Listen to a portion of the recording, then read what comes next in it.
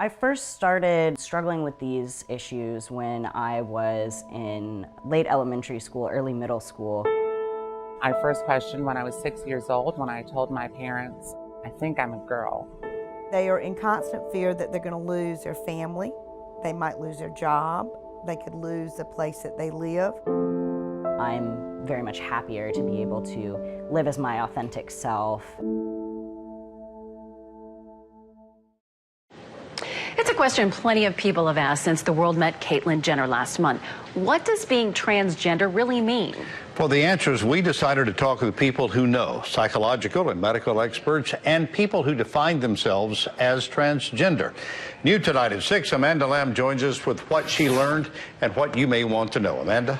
Well, David and Deborah, this has been quite an education. I've learned, for example, that transgender is defined as how someone defines him or herself as a man or a woman. It's not about body parts. It has also sparked a big conversation online. Thousands have responded to our posts about the issue on social media. It can be complicated, emotional, and often painful, coming to terms with what it means to be transgender and then seeking acceptance from others. Tonight, we share two of those journeys with you. As a child, Candace Cox knew something was wrong. A strange twist of fate had taken place in utero. She was born a boy. I first questioned when I was 6 years old when I told my parents, I think I'm a girl. When I turned 8 years old, I asked for nothing but Barbie for my birthday. And you look not very happy there.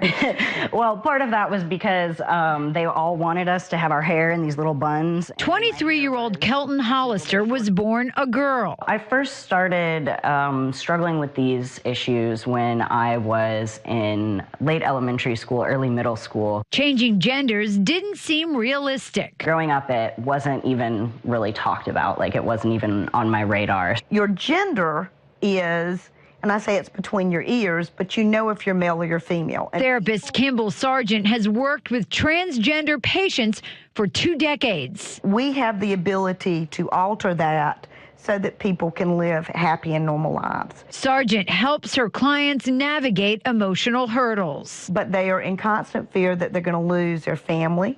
They might lose their job. They could lose the place that they live. There is no script on how to do it. In 2002, Cox went to Thailand for the first of a series of surgeries that transformed her into a biological woman. It's a process. Surgeries are long. After her recovery, Cox met her future husband.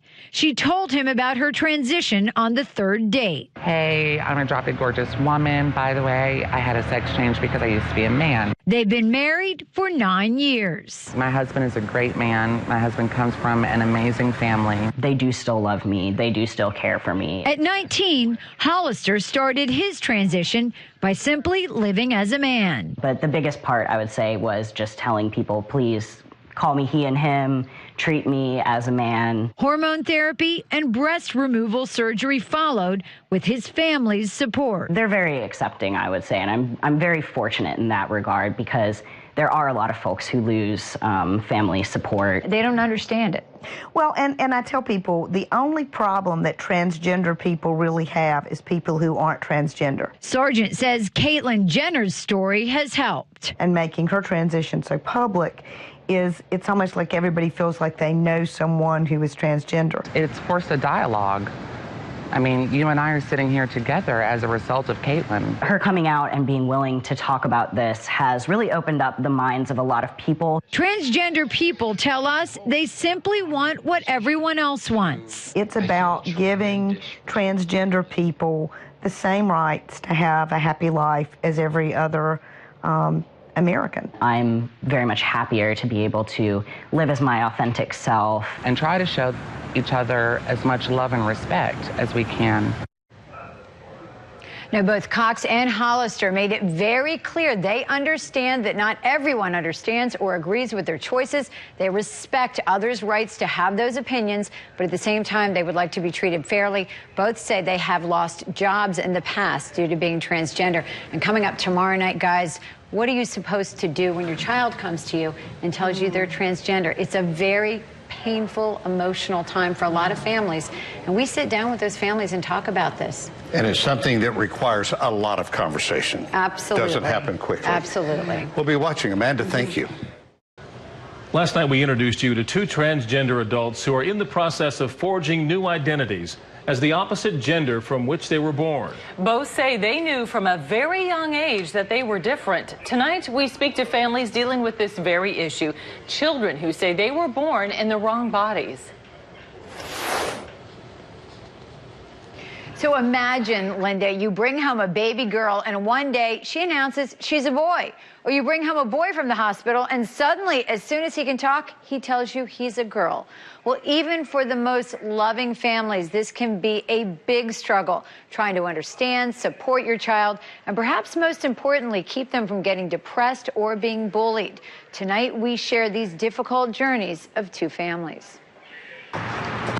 14-year-old Vanessa Locklear came into the world as a boy, but is now living as a girl. It's how I was born, and it may not seem that way, but it is. The Carey teen documented her transition and shared information about being transgender in a YouTube video. The biggest thing you really need throughout this transition is a good support system. And she found that support system in her mother. Because they think that they don't belong in their body, but nobody can understand. Vanessa shared her feelings with her parents about a year and a half ago. At first, honestly, to say I thought it was a phase. This is exactly what Tony Howard thought when his little girl wanted to play with G.I. Joe dolls and dress like a boy. At that point, I just thought, oh, my daughter's a tomboy. But eventually, Howard's little girl told him at 10 years old she was a boy. He's now 14. How did you handle that? I took it well from the start because my main concern is just my kid to be happy. Families have to go through a grieving process. They brought that child home, it looked like a boy or it looked like a girl, and nobody ever said that gender was something that could change. Therapist KIMBALL Sargent works with both of these families. Her youngest transgender patient, 4 years old. From what I've seen, the earlier the child comes out and says that the gender is wrong, the more likely it is that they're going to transition. We went through a little rough path, but after that, you know, she kind of sort of stood up for herself and say, you know, I am who I am.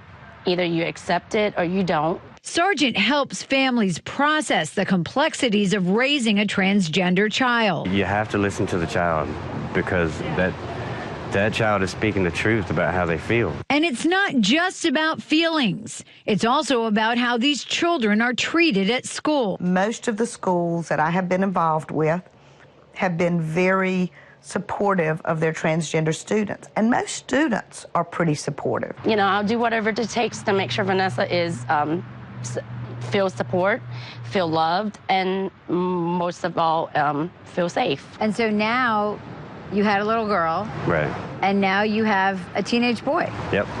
Yep. And it sounds like you're okay with that. I'm definitely okay with it. A lot of people say, you know, there's different ways to handle it. Well, this is the only way I know how to make Vanessa happy. Now, Sargent tells us most physicians will wait for a child to go through puberty before determining if he or she is serious about changing genders. Both of the teens in our story are undergoing hormone therapy, and they do hope to have surgery someday with the support of their families. Linda, Gerald. Brings a lot of communication to the table for this. Amanda Lamb, thank you.